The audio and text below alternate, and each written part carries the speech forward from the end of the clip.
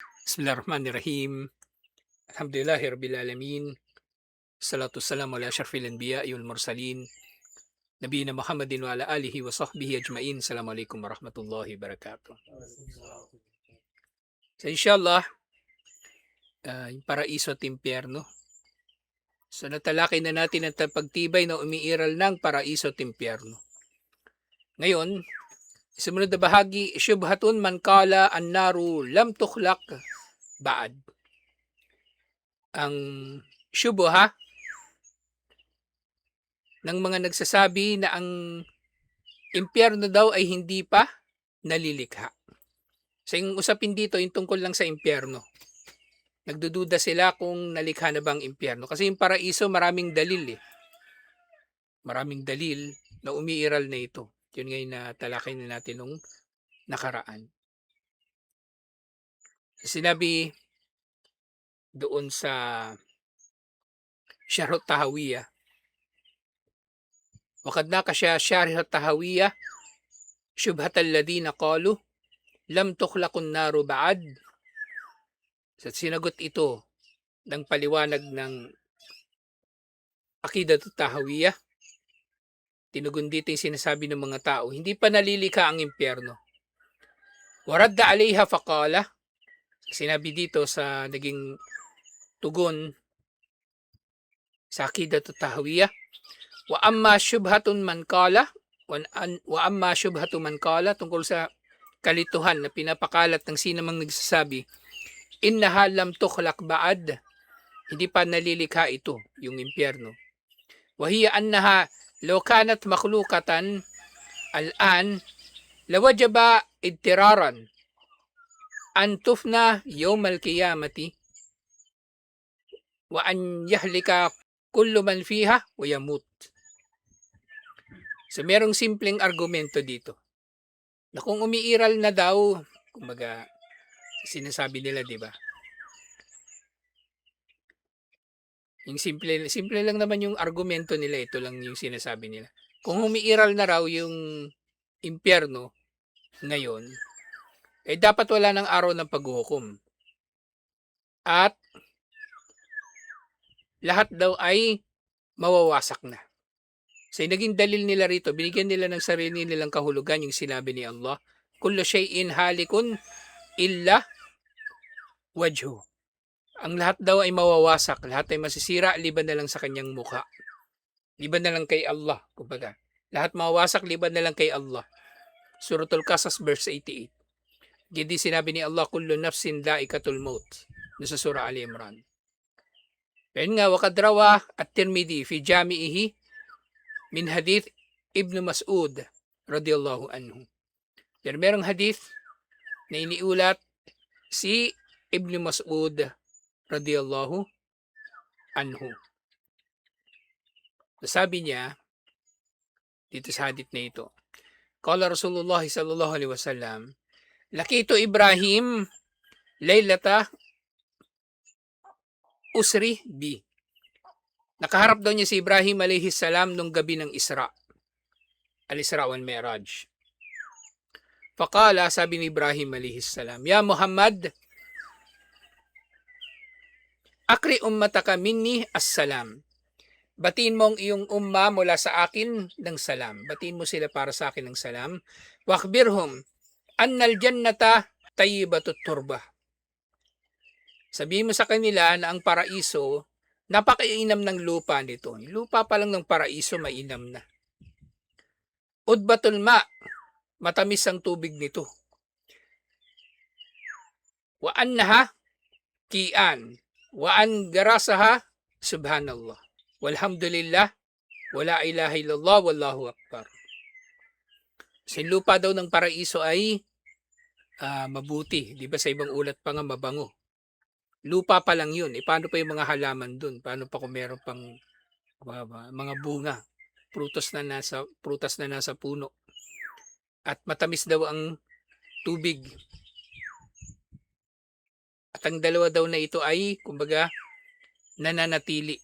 Yung lupa at tubig ng paraiso ay parehong mabuti at nananatili. At ang mga, kumbaga, biyaya na makakamit dito ng tao ay makakamit niya sa pamagitan ng subhanallah, alhamdulillah, la ilaha illallah at Allahu Akbar. Kumbaga, sa bawat sambit daw natin ito ay may maitatanim para sa atin na halaman o puno doon sa paraiso. May maitatanim sa atin doon na halaman o puno sa paraiso. Siniulat ito ni Imam Al-Bukhari.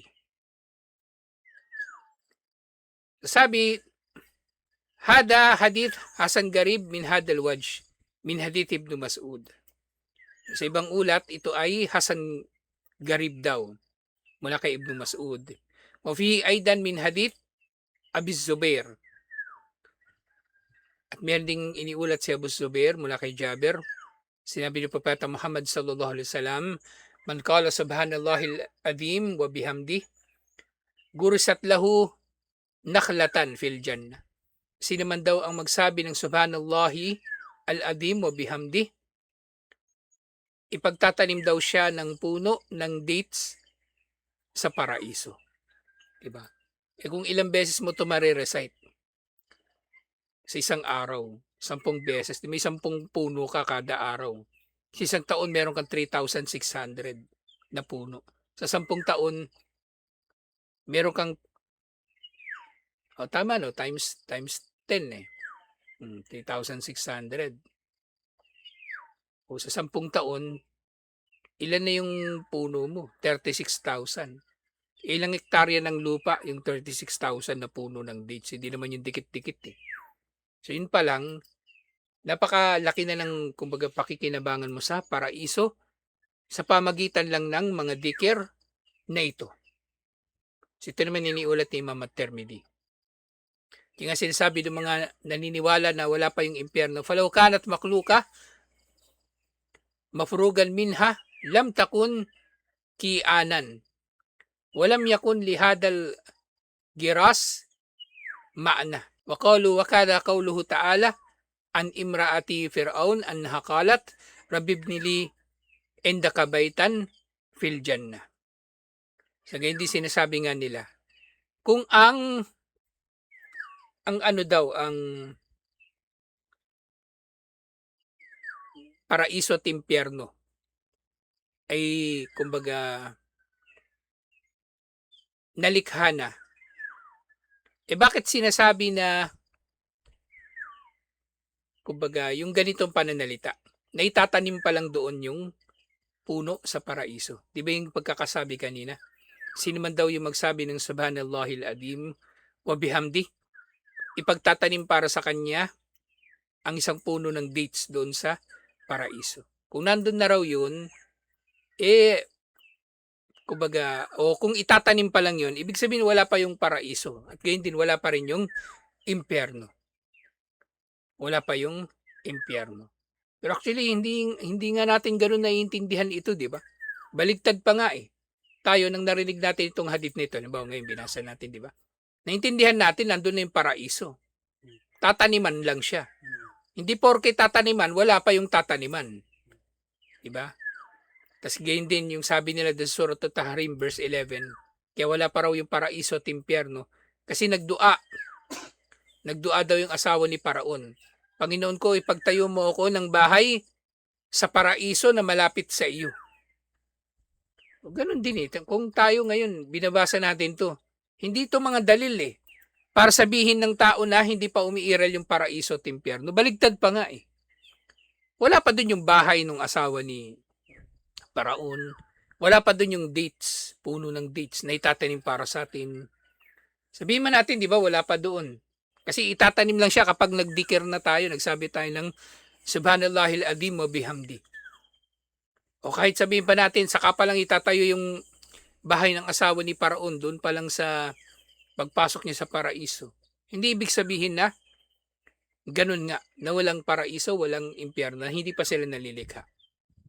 Niya fal jawabu innakum in aradtum biqaulikum innahal ana ma'duma bimanzilatin nafki fissur wa qiyamin nasi minal kubur fahada batilun. Kumbaga kung inaakala ninyo na ngayon ang paraiso at impyerno ay maaduma. Hindi pa sila umiiral. Katulad ng pag-ihip sa trumpeta o doon sa tambuli. Kasi hindi pa naman iniihipan yun, di ba? Kasi yung siguro, yung iniisip nila, saka lang magkakaroon ng paraiso at impyerno kapag nandun yung araw ng paghukom o pagkatapos lang ng araw ng paghukom kapag papasok na yung mga tao. Kasi inahalin tulad nila yung pag-iral ng paraiso at impyerno. Inahalin tulad din yung pag-iral ng paraiso at impyerno doon sa pag-ihip sa trompeta at sa pagtayo ng mga tao, pagkabuhay muli ng mga tao mula sa mga libingan. Na wala pa nga talaga. Wala pa talaga. Saka pa yun mangyayari eh. Saka pa yun mangyayari. Ganun yung iniisip nila. Fahada batilun. Batil ito. Yarudha ma taqaddama min al-adillati wa amthaliha mimma lam yudkar. Nabanggit na yung mga dalil. Yung nga natalakay natin last week. Na umiira lang para isa timpyerno at iba pa mga dalil na hindi nabanggit sa libro na ito. Wa in narabtum annaha lam yukmal khalqa jami'i ma addallahu fiha li ahliha wa annaha la yazalu Allahu yuhdithu fiha shay'an yu'iddu shay'an wa idha dakhalaha al-mu'minuna ahdatha fiha inda dukhulihim umuran akhar fahada haqqun la yumkin raddahu wa adillatukum hadhihi innama tadullu ala hada al-qadru. Kasi nga, kaya tinutukoy ninyo na wala pa talaga yung paraiso at impyerno. Nakatulad ng kung paanong wala pa ngayon yung pag-ihip sa trompeta, hindi pa nangyayari yung pagkabuhay muli ng mga tao mula sa libingan. Battle yun. Pero, kung ang paniniwala ng mga tao sana, kung ang pagkakaintindi daw nila, ay hindi pa nakukumpleto talagang pagkakalikha sa kabuuan ng paraiso. At madaragdagan pa ito ng iba pang mga bahagi nito. Halimbawa niyan, si Allah, daragdagan niya ito ng daragdagan. Kasi tuwing ang pagsambit natin ng Subhanallahil Azim wa bihamdi, di ba? Isang puno ng dates. O ilang beses ko na nabanggit yung 3. Di, ngayon pala nakaupo ko dito, may 3 puno na ako, inshallah. So, nadaragdagan, di ba? Pero hindi ibig sabihin wala pa siya dun. Nandun na siya. At daragdagan ito ni Allah. Nag-expand, di ba? Tuwing nang gumagawa ka ng kabutihan. Di ba? At maaaring mangyari nga pagpasok nga dito ng mga mananampalataya, si Allah magdadagdag pa rito ng iba pang mga pabor. Di ba? Sabihin ni Allah, pagpasok mo, di ba yung yung huling tao na papasok sa paraiso, di ba? Di ba? Palaki ng palaki yung reward niya. Yung una, tinanong lang siya, gusto mo ba pumasok sa paraiso? Sabi niya, oo. Tapos lumaki na ng lumaki yung mga niya, yung gantimpala niya. So, pwedeng ganun yung mangyayari. Pwedeng ganun. So, itong mga bagay na ito, yung dua ng asawa ni Paraon, yung mga pagtatanim ng puno sa paraiso bilang gantimpala sa mabubuti nating mga sinabi, mga dikir, hindi ibig sabihin na hindi pa umiiral ang paraiso at hindi ibig sabihin na hindi pa umiiral ang impyerno. Nandyan na sila. Wa amma ihtijajukum biqawlihi ta'ala at ang paggamit ninyo sa sinabi ni Allah bilang dalil, kullu shay'in halikun illa wajhu, nang lahat ay mawasak liban na lang kay Allah, fa atayammamu min su'i fahmikum ma'anal aya. So sabi doon sa paliwanag doon sa At-Tahawiyah. So, kinalulungkot daw niya ang masama ninyong pag-unawa sa aya. Wahtajajukum biha ala adami wujudil jannati wan nari al'an. So itong aya na ito, hindi dalil na hindi pa umiiral ang paraiso at impyerno ngayon. Nadiru ihtijaji ikwanikum ala fanaihima wa kharabiha wa mauti ahliha. Na hindi ito pwedeng dalil dito kasi ang dalil na ito ay nangangahulugan lamang na darating ang pagkawasak ng lahat. pagkamatay ng lahat. Pero hindi yung kumbaga, hindi ibig sabihin nito na wala pa yung paraiso at impyerno. Falam tuwaffiku antum wala ikwanukum lifahmi ma'nal aya. So hindi nagkakatulad ang pag-unawa ninyo sa pag-unawa ng mga kapatid ninyo na tama ang pag-unawa nila. Wa inama wafkadalika aimmatul Islam. Ang tanging pananaw na kumbaga na sumasang-ayon sa pananaw ng mga imam ng Islam, yung mga malaking mga scholar, ang paniniwala na umiiral ito pareho. Famin kalamihim annal murada kulla shay mimma kataballahu alayhi al-fana wal halak. So dito, piniliwanagan ng mga scholar, ang kulla shay dito, kumbaga inilarawan sila na sila ay mawawasak. Wal jannatu wan nar khuliqata bil baqa'i lal fana. So iniisip kasi nila, 'di ba, lahat daw ay mawawasak. Ibig sabihin, since kumbaga sa 'di ba, doon sa araw ng paghuhukom, lahat daw mawawasak. So kung umiiral man daw ang paraiso at impyerno ngayon, mawawasak din sila. Yung paraiso at impyerno. Naintindihan nyo? Kung meron ng paraiso at impyerno ngayon, mawawasak din kapag dumating yung araw ng paghuhukom. Kasi sabi ni Allah, lahat mawawasak liban sa Kanya. Kaya ngayon, para hindi mawasak yung paraiso at impyerno, ang paniniwala nila, saka na lang lilikhain ni Allah ang paraiso at impyerno pagkatapos ng araw ng paghuhukom. Naintindihan nyo, di ba? Kaya ngayon, sa totoo niyan, nagkamali sila. Kasi, oo, sinabi kullu shay, lahat ng bagay mawawasak. Pero meron namang mga tinukoy doon, 'di ba? Kahit doon sa yung pagkawala ng malay, 'di ba? O pagkamatay, doon sa pag-ihip ng trompeta. Maring meron dong ilan na hindi madadamay doon. Kumbaga, hindi madadamay. So, ang paraiso at impyerno, sabi ng mga scholar, kabilang sila doon na mananatili at hindi sila mawawasak. Wakadalikal arsh. Diba yung arsh, hindi naman bahagi ni Allah yun eh. Mawawasak ba ang arsh, ang trono ni Allah? Fa'innahu sakful jannah. So hindi ito mawawasak. Kasi ito yung bubong ng paraiso, yung arsh ni Allah. Nasa ibabaw ito ng paraiso. So, hindi tama yung kanilang pag-unawa. Na porke sinabi ni Allah lahat mawawasak, at dahil hindi sila naniniwala nga na mawawasak ang paraiso at impyerno, sabi nila hindi pa ito nalilikha ngayon. Pero nga, maring tama yung kumbaga yung tama yung pag-unawa nila na hindi na mawawasak ang paraiso at impyerno. Pero maling pang-unawa nila na hindi ito iiral ngayon. Umiiral ito ngayon, pero hindi ito mawawasak kapag nawasak ng lahat ng mga nilikha. Gayun din, wakilal muradu illa mulkahu, wakila illa maurida bihi wajha. Wakila inna Allah ta'ala kullaman alayha fan. So gayun din doon sa pagkawasak ng lahat ng bagay at walang mawasak liban na lang kay Allah. So mawasak ang lahat liban na lang sa mukha ni Allah. Tinutukoy dito sa mukha ni Allah, dito si Allah mismo. At yun nga doon Suratul Rahman, lahat ng naririto daw ay mawawasak. So, ibig sabihin ng naririto, yung ha dito, kullaman alayha fan, ang tinutukoy dito, yung nandoon sa mga nilikha ni Allah, yung nasa dunya, kumbaga. At hindi sa iba pang sinasabi, faqalat malaika, al-malaika.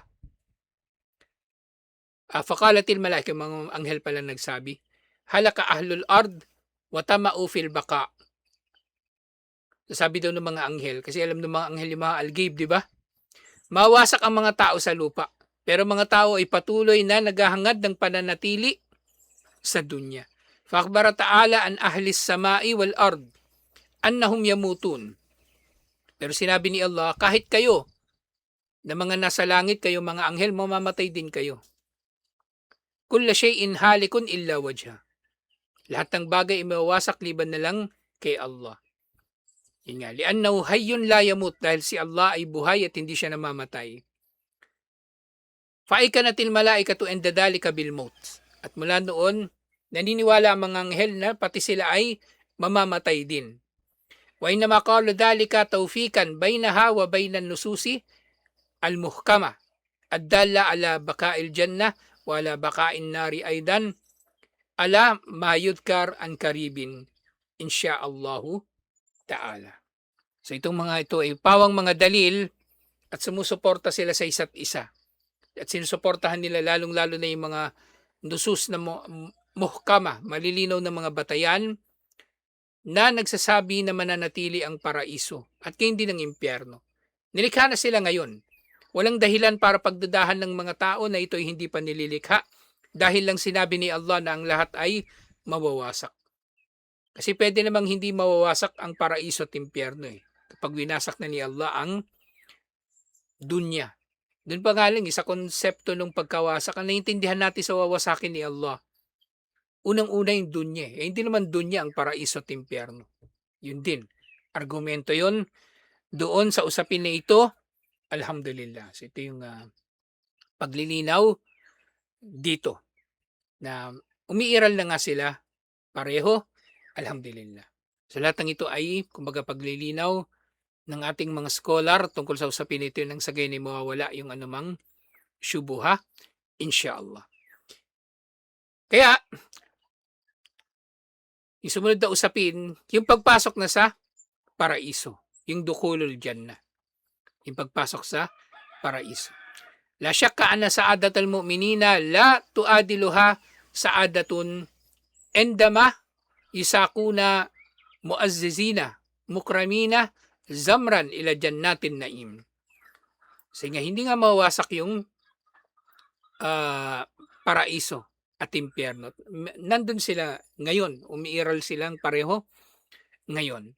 At pagpasok ng tao doon sa paraiso, kumbaga, o kahit doon sa impyerno, ang papasokin nila, ito rin mismo kung ano yung nauna ng nilikha ni Allah na paraiso o impyerno, dahil hindi ito mawawasak sa dulo ng panahon. At pagpasok nga ng mga tao doon sa paraiso, ito yung pinakamatinding kaligayahan na mararanasan nila. Walang anumang kaligayahan ang magiging katulad nito. Kapag sila ay pinapasok dito ng mga pinarangalan at pinapasok sila rito na sila ay, kumbaga, pinahalagahan at papasokin sila rito ng grupo-grupo sa paraiso ng biyaya, alhamdulillah. Na kumbaga, paraiso ito na talaga yung pinakamatinding pagpaparangal ni Allah. Kung dito sa dunya, maaaring makaramdam yung tao ng kaligayahan pag pinarangalan siya ng tao. Di ba kinilala ng boss sa trabaho, di ba kinilala ka? Employee of the month. May ganun ba sa inyo? Wala, no? Employee of the month. Wala silang pakialam. Mga company kasi naman mga ganun. Di ba may mga ganun? So, di ba masaya ka na dun eh. Paano ba pag si Allah na yung magpaparangal sa iyo? Alhamdulillah. So ngayon napagtibay na yung pag-iral ng paraiso at impyerno, yung sumunod na tatalakay inshallah. Yung pagpasok na ng tao sa mga ito, alhamdulillah. Tutuloy natin ito inshallah. Assalamualaikum warahmatullahi wabarakatuh.